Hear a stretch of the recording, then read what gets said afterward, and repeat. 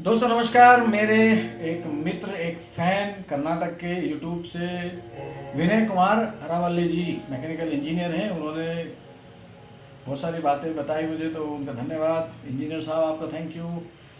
और उन्होंने कहा कि अगर आपके सामने अचानक से कल की अवतार जी आ जाएं तो आप क्या पूछोगे उनसे, आपके भाव कैसे होंगे।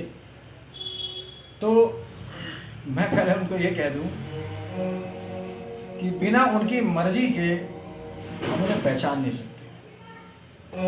बिना किसी की मर्जी के हम किसी से मिल नहीं सकते। नॉर्मल स्थिति में भी आप मिल सकते हो बिना मेरी मर्जी के? किसी के बिना क्या मैं मिल सकता हूँ आपके बिना मर्जी के? यानी कि अगर हम किसी से मिलना चाहेंगे पहले उसकी मर्जी पूछेंगे, और वो तो भगवान है, अवतार है। हम अपने मंत्री जी, किसी विधायक, एमपी, मुख्यमंत्री, प्रधानमंत्री से नहीं मिल सकते। उनके मिलने का प्रोटोकॉल होता है। उनसे कभी ये भी नहीं कह सकते आपसे अकेले मिलना। अकेले मिलने का मतलब भी उनकी प्रोटोकॉल होगा। अगर वही हमसे मिलना चाहेंगे तो भी वो एक छुपे हुए प्रोटोकॉल में होंगे, सुरक्षा की दृष्टि से। वो उनका प्रोटोकॉल है। ऐसे ही ईश्वर से, अवतार से तो साधारण स्थिति में तो मिला ही नहीं जा सकता। याद होगा आपको, अर्जुन ने जो विराट रूप वाली बात कही थी वो थी कि उनका वो रूप भाई आप दिखाओ तो सही, आप भगवान हो, आपका क्या रूप है वो।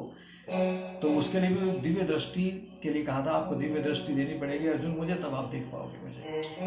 तो दिव्य दृष्टि का मतलब, जैसे अगर हम अपने प्रधानमंत्री से मिलना चाहे तो वो प्रोटोकॉल की इजाजत लेनी पड़ेगी, वहां जाना पड़ेगा, तभी तो उनके नजदीक भी जा पाएंगे। तो एक प्रोटोकॉल यहाँ के लोगों के लिए प्रोटोकॉल है, वहां के लिए दिव्य दृष्टि है। तो मुझे दिव्य दृष्टि वाली बातें अगर वो खुद ही चाहेंगे तो ही मिल सकते हैं ना।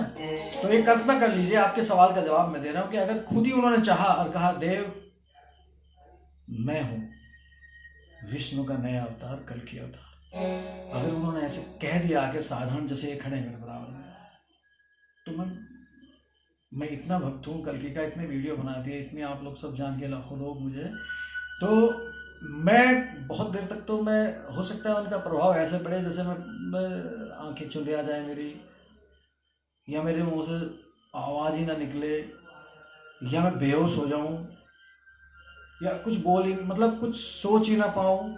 मैं उन्हें देखता रह जाऊं और उनमें इतना तेज हो कि मैं कुछ से कुछ कहने लग जाऊं। और अगर आप ये कहो कि नहीं वो सब जादू कर देंगे आप पे, कि आप नॉर्मल रहोगे, नॉर्मल रिएक्शन करोगे, अगर आप ये कहना चाहते हैं तो शायद मैं से बोलूं त्रेता में जो थे वो राम, वो आप ही थे, आप ही विष्णु के अवतार, आप विष्णु जी हैं जो सीतापति थे, जो लव कुश के पापा थे, जो भरत लखन के भैया थे, वो आप ही थे। और वो जो द्वापर में जब आए थे, जो जिनकी राधा जी दीवानी थी, वो कन्हैया थे, वो भी आप ही थे।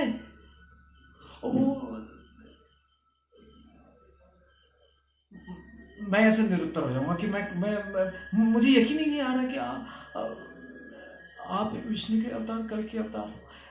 अब ऐसा हकीकत में ऐसा ही होगा, आप किसी के सामने देख लेना अगर आ जाए। तो आज तो अभी बस इतना ही। अगर आपको कुछ पसंद आया तो कमेंट करके बताइए। आप कुछ बोलिए अक्षय, मेरा कैसा लगा आपको बताने का तरीका। आप इधर आइए, इधर आकर बोलिए।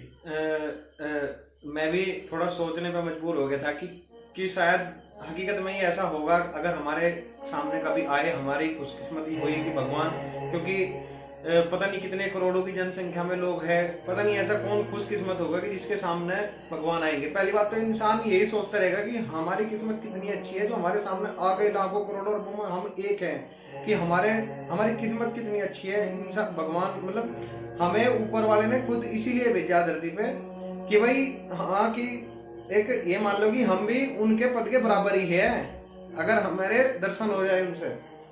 आपको एक भविष्यवाणी कर सकता हूँ